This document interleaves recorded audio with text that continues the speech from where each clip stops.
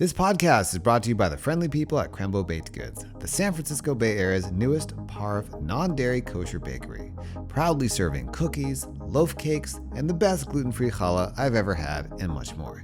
Ask about their challah delivery service to schools, organizations, and corporations in the Bay Area. Email them at orders@krembobakedgoods.com for more info, or simply go to Krembo, that's Krembo,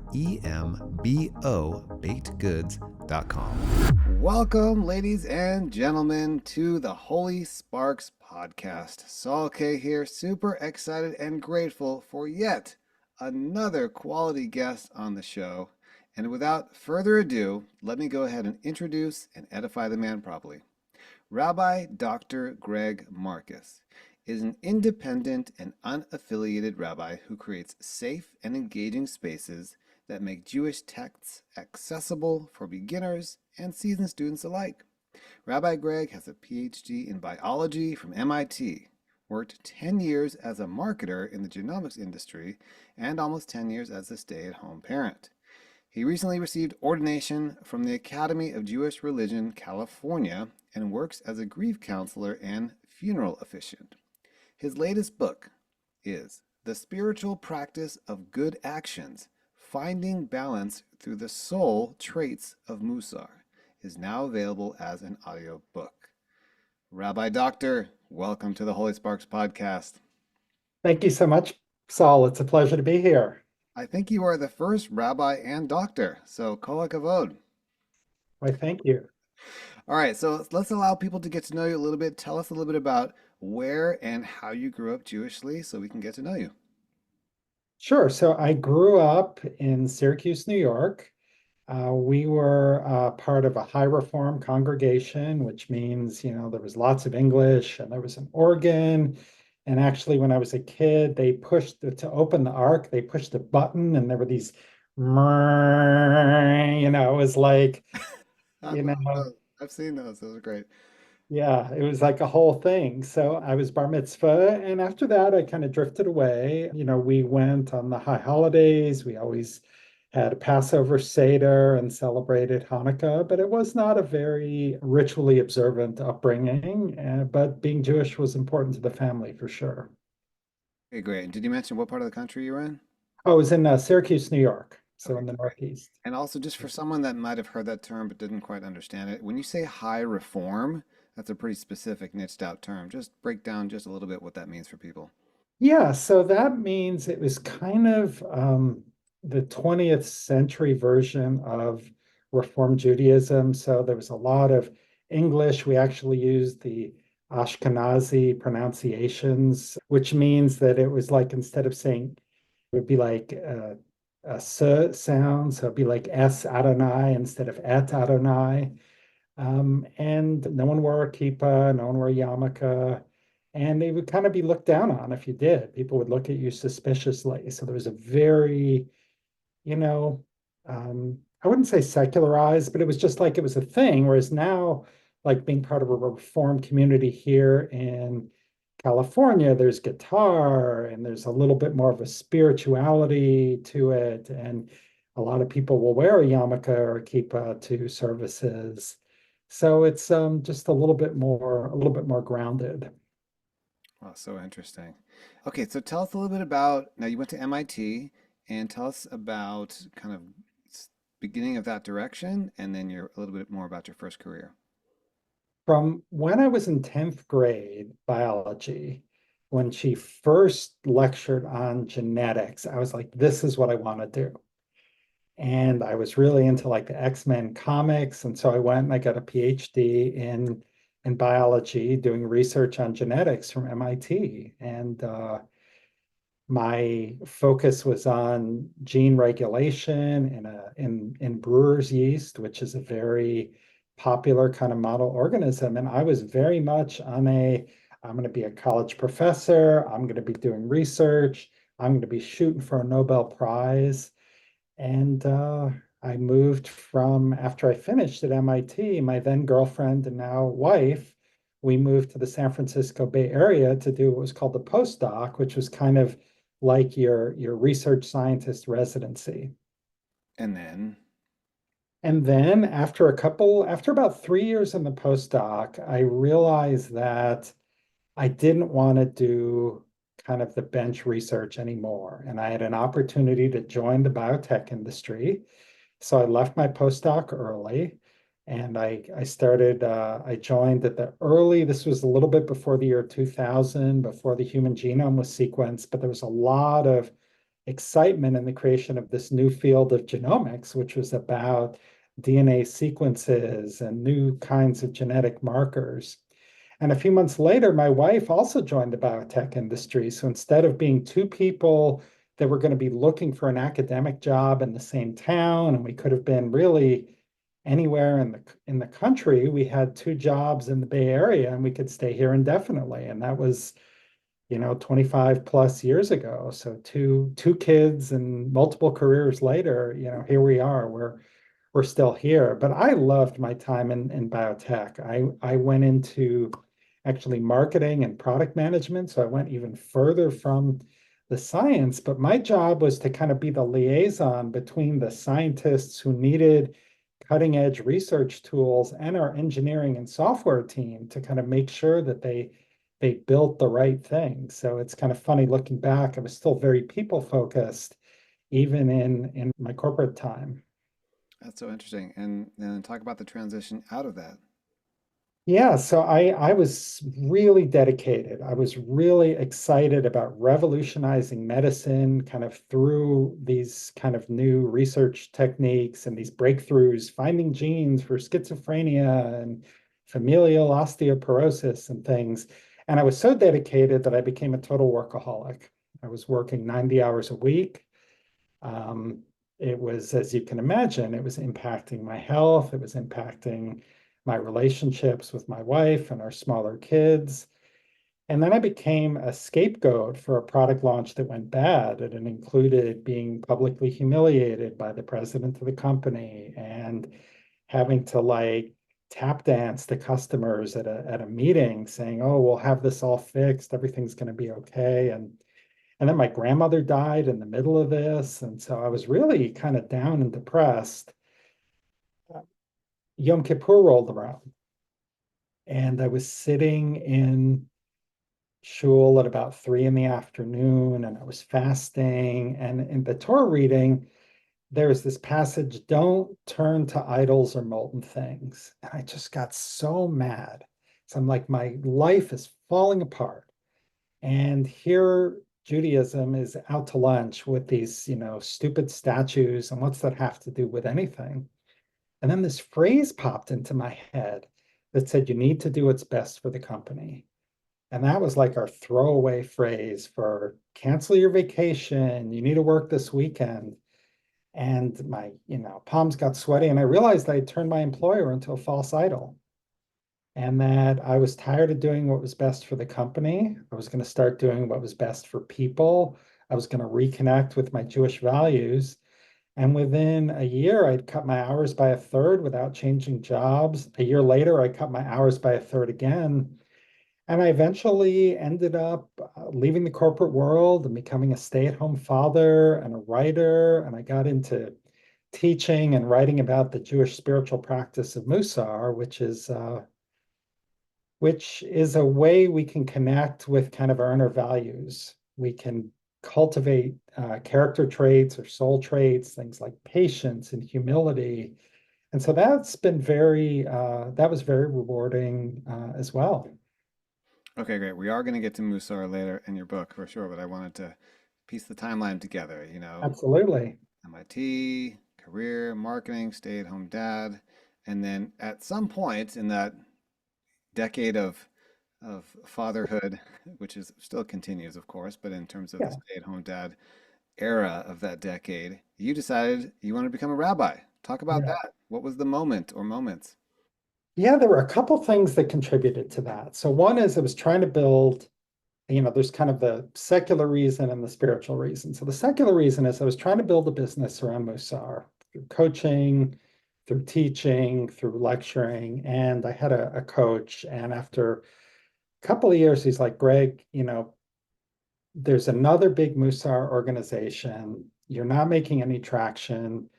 Jewish people like to see someone with a rabbi credential. And so I think that this is going to be hard for you. So he'd say things like, find what's your niche? What niche are you going to go after? That's good entrepreneurial stuff. You go after a niche, riches through niches, is one of the catchphrases. So I went and thought, and I said, I want to help people connect to their Jewishness and feel really excited about being Jewish. She's like, that's beautiful, but what's your niche going to be? And so part of that was like, well, maybe I should be a rabbi, because that's kind of what rabbis do. And then around the same time, I had a networking lunch with a rabbi who used to be in the area named Rabbi Samantha Khan. She used to be kind of the head of the local interfaith family group. And my wife wasn't Jewish when we got married.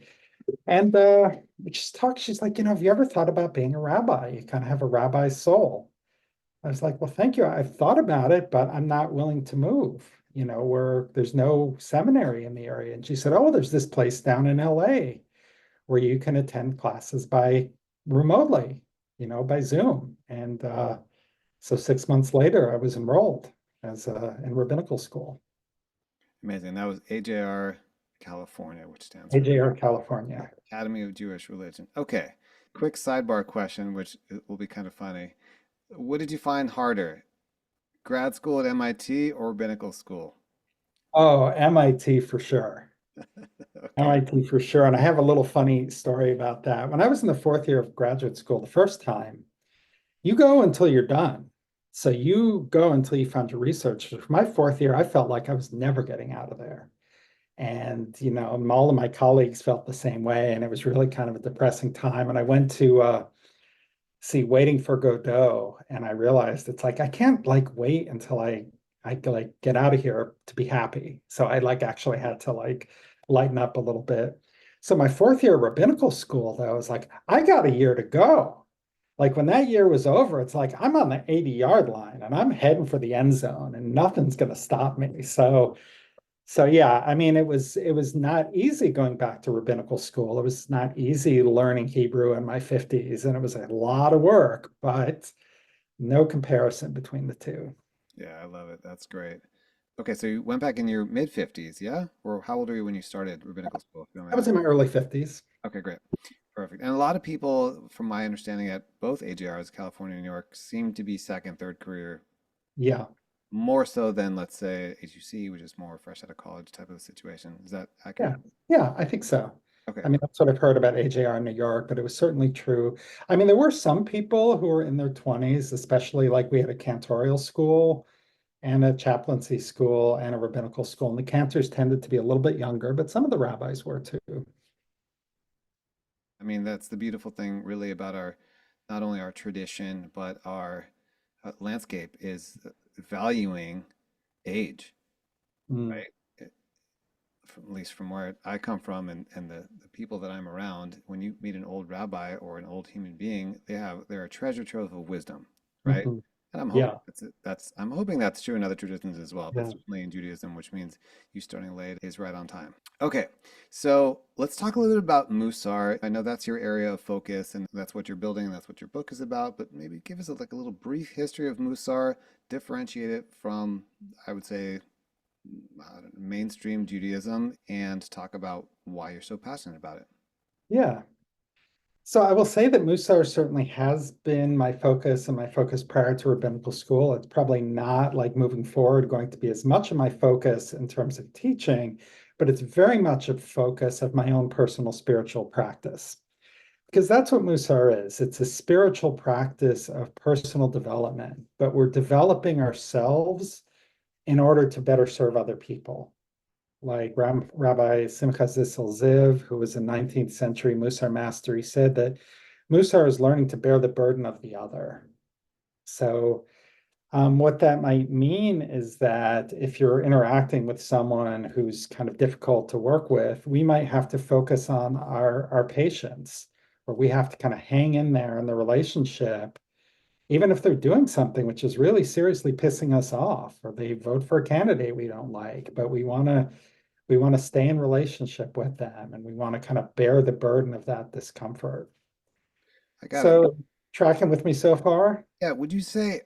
that Rabbi Israel Salanter is still credited for founding this movement, or is he one of a group of Rebbeim? So there's two different things. There's the Mussar movement, which was a distinct thing in Lithuania. And what he did is he started bringing Mussar education into yeshivas. And he said, less time on Talmud study, more time on kind of this character development and kind of living according to our ethics, which was very controversial at the time. And although it eventually became very, very popular. But there is Musar literature that goes all the way back to the Talmud and even passages in the Bible.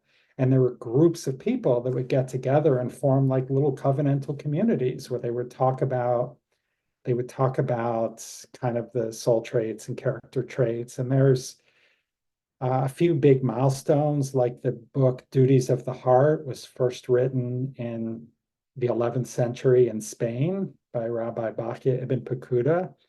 And he said, there's a lot of rabbis who can like quote all kinds of esoteric rules and regulations, but they never once in 25 years looked in the mirror and looked at their own character. And I wanted a book that would teach me how to do that. And I didn't see a book, so I've decided to read it. So we distinguish between duties of the limbs, which are like, keeping kosher and those sorts of things, and duties of the heart, which is how we treat other people. And so it's a whole study about how do we treat other people in the Jewish tradition, which I also think about it as like experiential learning of Torah. It's like, how do you actually do it? Love your neighbor as myself. Wonderful sentiment. How do I do that? How do I do that when my neighbor's kind of a jerk? How Okay, do I do that without smothering and loving my neighbor to death, right? It's easy to say, but how do we actually figure out what holds me back from doing that? What gets in the way within my own soul, and how do I heal that so that I can connect with other people? I think it's great. I mean, on one foot, how do you love your neighbor that's irritating you? Fortunately, I'm not in that situation, but I used to be in a really rough situation with our landlord who lived below us 15 years ago. So, what's your advice? Because I'm sure there's someone listening to this podcast right now that has a neighbor that they just think about them and, oh, so go Yeah. There's a lot of different approaches. I mean, one part of it is around boundaries, right? Like sometimes, I can best love my neighbor by having like good boundaries in place so we don't get into more friction. It's not like suddenly we're going to drop into kumbaya with someone who we're oil and water with. But we don't need to be pouring gas on the fire either. So it's how do we take that next step towards building that relationship? And if you get in arguments over the trash, do the trash differently, or just set a boundary and just deal with it. I love it. I have a couple other questions as we're talking here. Different things are coming to mind. So, Yeah. how would you categorize, let's say, Pirkei Avot, the wisdom of the forefathers, as it relates to Musar? Because it seems to me there's a lot of things that overlap there. Oh yeah, Pirkei Avot is a huge Musar text. It is all about how we treat other people. So yeah, very, very much. We quote it all the time. It's quoted all the time in formal Musar literature and in Musar teachings. Great. And there's, as far as I know, there's an institute founded by Alan Morinis, who I read his book years ago. And so is that kind of the major institute of Musar here in America, or are there There's multiple? a couple, but that's definitely the biggest one. I mean, he really was one of the first people that brought Musar out of kind of the Orthodox community to the larger community. And the Musar Institute does a good job of maintaining an Orthodox sensibility, but reaching out to kind of a wider audience. There's also the Center for Contemporary Musar, which was founded by Rabbi Ira Stone.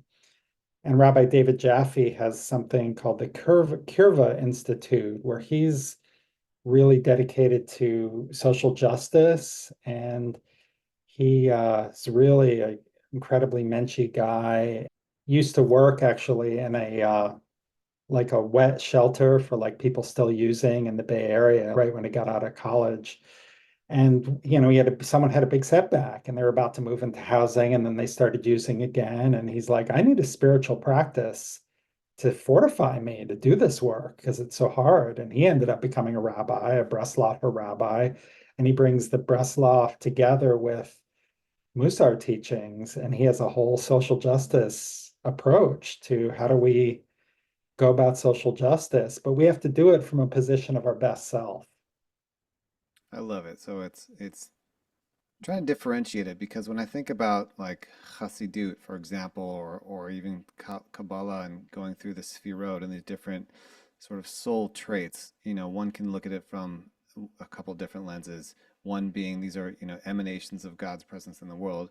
Another one is internally, inside out, like the trait of Mhm. balance, let's say Tiferet or loving kindness, Chesed, Yeah. things of that nature, which are just deeply ingrained in the Hasidic lineage, starting from, let's say, I mean, if you trace it back to let's say 1700s, but it could be the 1500s or even 1200s if you're going back. And I'm trying to differentiate, or is it just kind of labeling the genre? How different really is Musar from that? Like with all things Jewish, it depends on, in terms of their roots, it depends who you ask. But I think of it as Kabbalah is kind of Jewish spiritual mystical, and Musar is Jewish spiritual practical.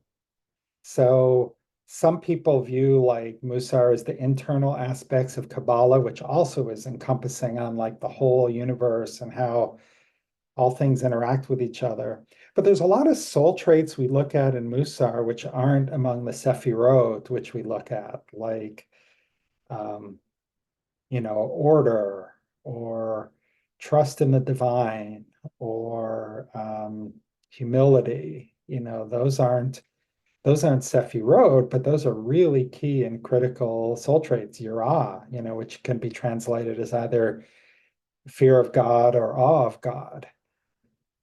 And where the Sefirot are kind of how are we a part of God? How are we connected to God? Does that make any sense? Yeah, I'm hearing the distinction. Absolutely. Yeah. Great. Did you want to talk more about that? Uh, I could talk about that for a while, but I'm happy to move on. Okay, well, this definitely ties in. I want you to talk about your book since we're here squarely in the field of Musar and what's it about and where can we get it and anything else. Yeah. So I first published the book in 2016, and it was about 3 years after the first big Pew study came out in 2013. So I was just starting to work on the book at that point. And I said, I want to make this as accessible as I want to make Musar as accessible as possible. Like there are other Mussar books, like Alan Moranis's book, which did a really good job of kind of placing it within history and helping people kind of understand all the traditional practices. And I said, well, I want to go a step further and make Mussar accessible. I should say that my first Mussar class was at a synagogue I used to be a part of, where we created a work-life balance through Mussar, and we're supposed to meet 5 times. And it was fantastic because I had just started learning about Mussar and I was about this far ahead of everybody else. And like I am, 15 minutes before the class, like pulling this stuff together and I had so much energy and everyone was so immersed in it. And we said, let's keep going. So we met 5 more times. We met 5 more times. And then 3 years later, I had a big pile of notes. And I said, I'm going to turn this into a book.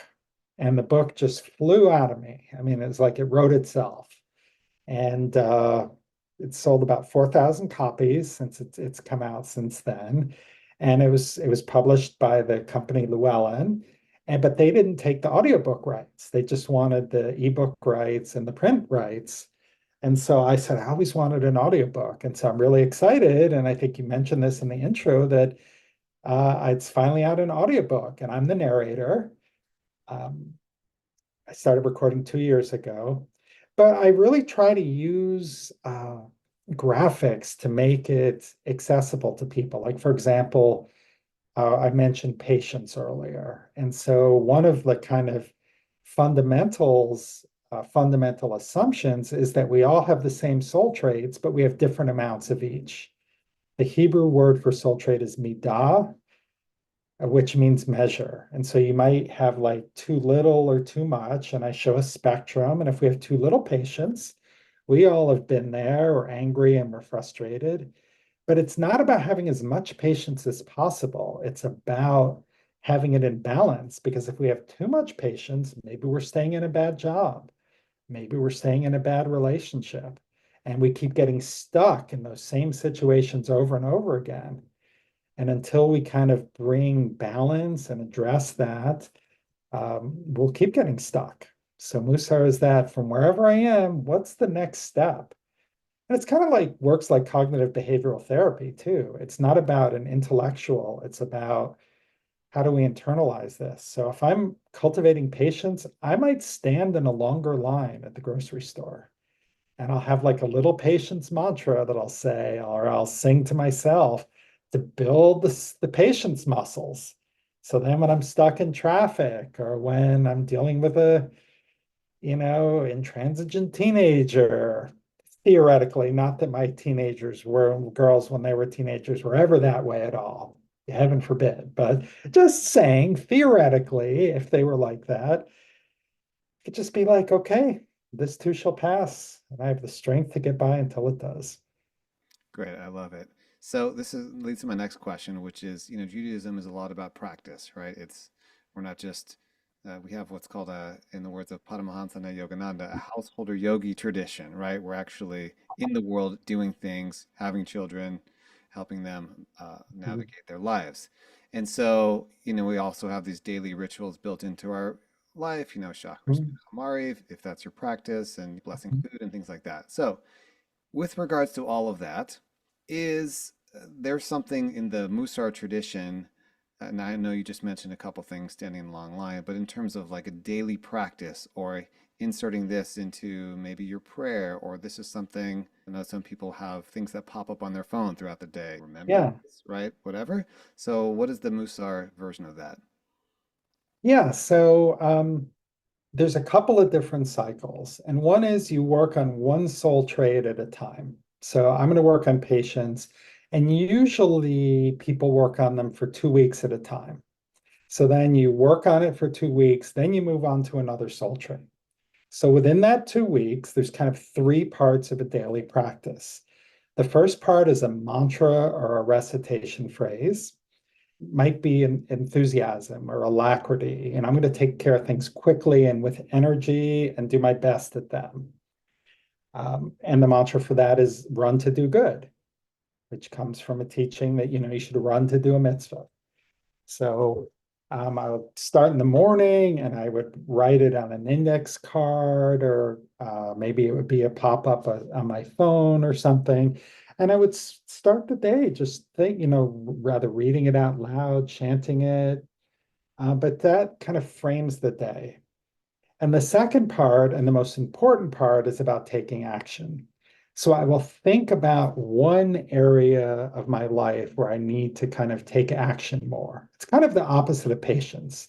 Patience is, you know, should I be patient or should I act with alacrity?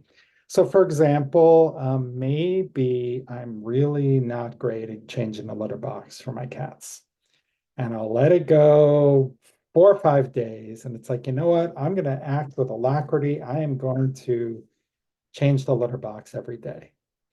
And so it might seem funny to kind of bring your spiritual practice to changing the litter box, but that is exactly what it is, because, it's an act of chesed to take care of animals. And I'm not changing it because of something that's going on within me. So I will focus on that. And then the third part is reflection. And this sort of textbook way of doing that is by journaling at the end of the day. And you would say, okay, where was my enthusiasm challenge today? How did I do with my task? Or maybe something came up and, I was like, I don't want to answer this email. It's too stressful. So I'm going to put it off. Okay, well, I'm like, no, I'm focusing on enthusiasm. I'm going to answer the email right away. And I didn't change the litter box though, because I just decided to watch TV.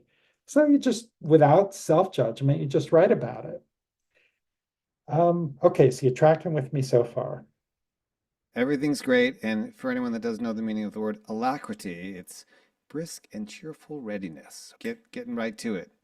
Yeah, get on it. And then also in our tradition, cheshbon and nefesh, which is like accounting of the soul, it's a maybe not a common practice, but if you read the weekday prayer liturgy, it's right in there. You ask forgiveness at the end of the day, and so this is just another taking it to a more externalized way of journaling, which I think is great.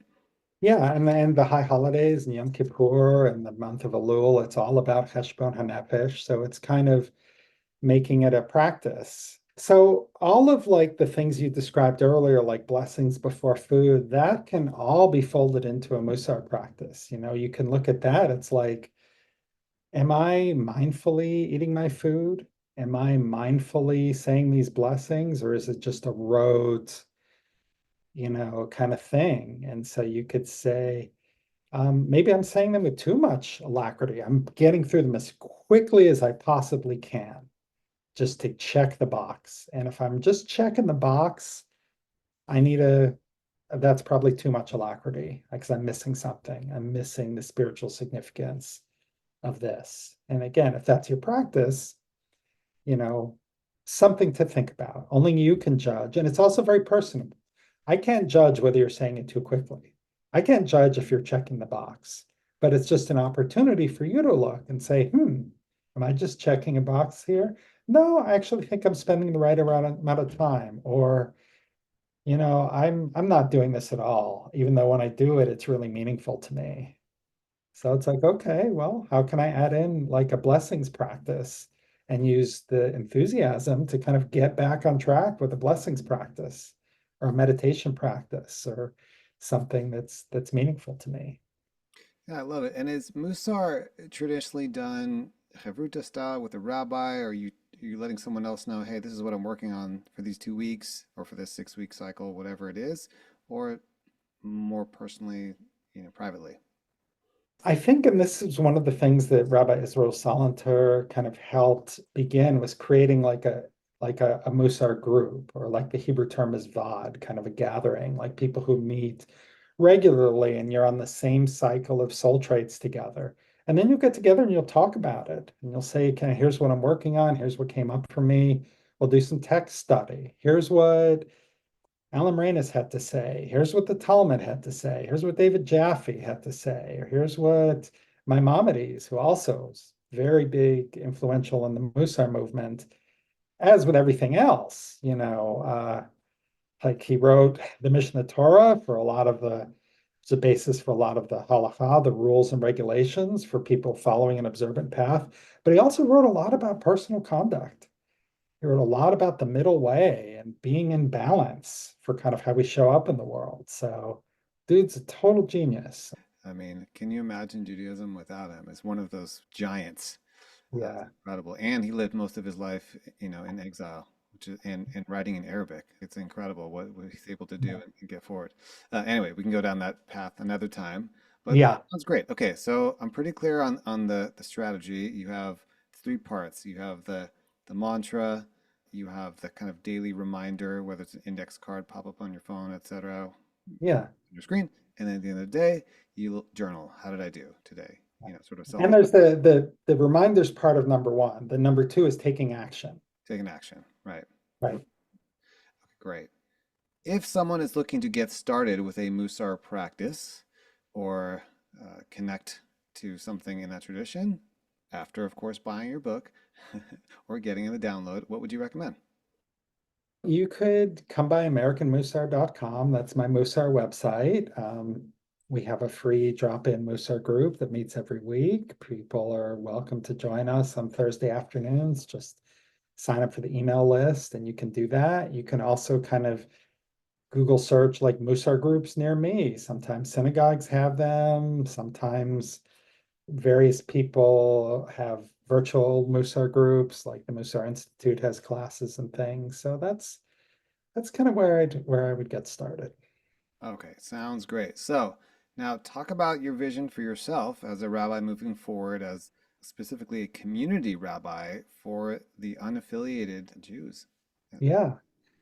So I mentioned kind of the influence of the Pew study from 2013 on me, and there have been subsequent ones in like 2020 and other times. And the portrait is like in general, in 2013, 70% of American Jews were outside of the synagogue world.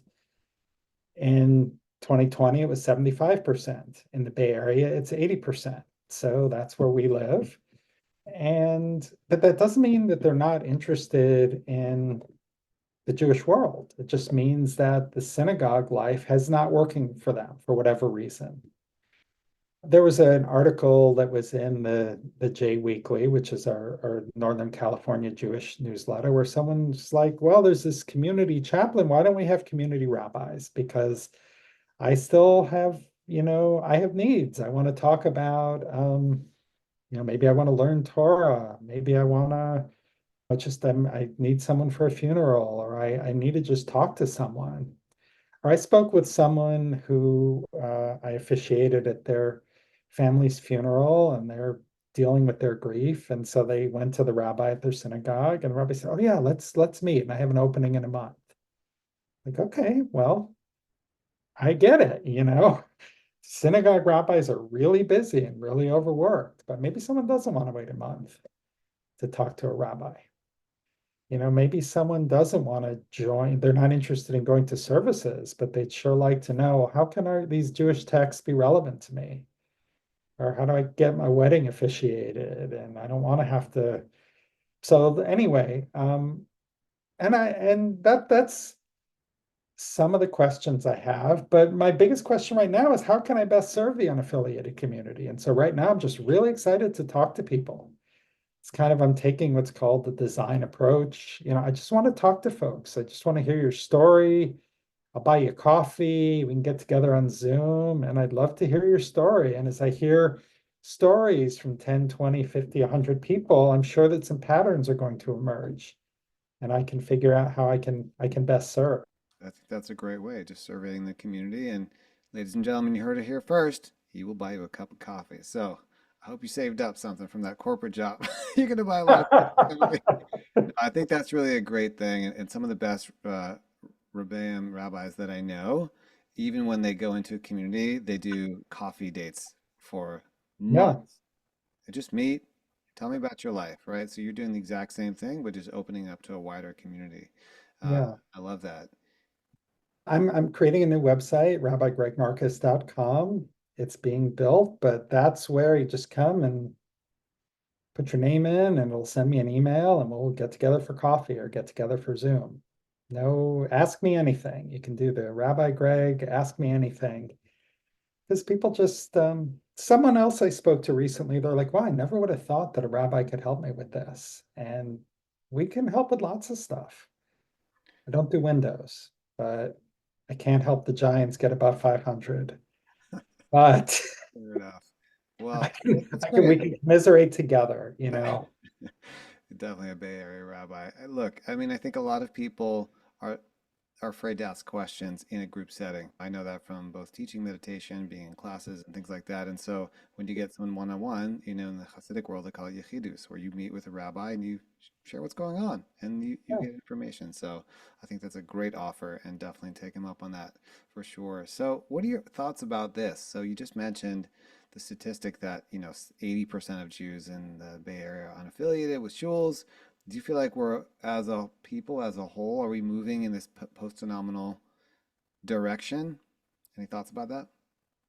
Yeah, I absolutely think that we are. I mean, one of the neat things about AJR California is it's a trans-denominational school. So I also, in addition to having people from their 20s through their 70s in the program, and people who had Mizrahi and Sephardic and Ashkenazi backgrounds, um, there are also people who were like renewal and reconstructionist and all these different denominations. So just getting a sampling of the Jewish world, but I don't personally like the word trans-denominational because I'm more into post-denominational or even post-rabbinic, which is more of a technical term, because people are just like not part of the denominations. And sort of sometimes within the denominational world, there's synagogues which just have complete blinders on. It's like our synagogue is the whole Jewish world. And it's like, wow, there's people doing, I mean, especially in the Bay Area when you have like Wilderness Torah and Urban Hadaman, all these cool alternative like ways of showing up Jewishly. And there's a lot of people who just want to do something, I think, but they don't know where to turn or they feel embarrassed. Like, I don't know enough Hebrew and God, I'm a bad Jew because I don't do this or that. And that's like if I could wave a magic wand and get rid of that discomfort, there's no such thing as a bad Jew. But I felt that. I felt, what I call that Jewish shame of not feeling Jewish enough. And it's okay. You're okay, the way you are.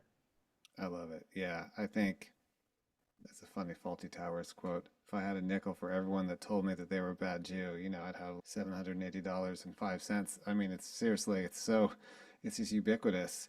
This is why we say Elohai Neshama in the morning, right? The soul that God gave you is pure. And Yeah. we are all of us, even the very religious, we're all what I call Baal Teshuvas. We're all coming home in our own ways. Mhm. So Yeah. I love that you said that. And I have one last question for you, which I ask everyone on the Holy Sparks podcast. But before I ask that, is there anything else you want to bring up? I also think that one of the things about the synagogue world is it tends to be just very white and in the Bay Area, 25% of Jewish families have at least one person of color in them. And so I just want to name that. And they tend to be, our Jewish community is much more heterogeneous on finding safe spaces that are not only welcoming, because sometimes people will show up in a synagogue and people be like, oh, when did you convert? Well, what business is that of yours? And I had four Jewish grandparents, and we're a Black Jewish community for a long time. So I just want to name, that I've never lived in those shoes, but I also want to name that it's really important that we be sensitive to that within the Jewish community and have truly open and welcoming spaces for people who are married to people who aren't Jewish, who have people of color in their family or are Jews of color or have queer Jews in their family. But I really think that's important to kind of name that. And I'm, to the best of my ability, want to be a good ally and a safe space for people, to explore from wherever they are and whoever they may be. Absolutely. Yeah, my last guest was Nissim Black. He's black from Seattle and he converted, and we had this interesting conversation about the demographics of Israel, which really only 31%, he said 30, I said 31%, are even identify with Ashkenazic origins. So Jews are more black than white in the Middle East for sure, right? Depending on Yeah, how you categorize things. But here in America, it's a little bit of a different ratio. So I'm glad that you brought that up.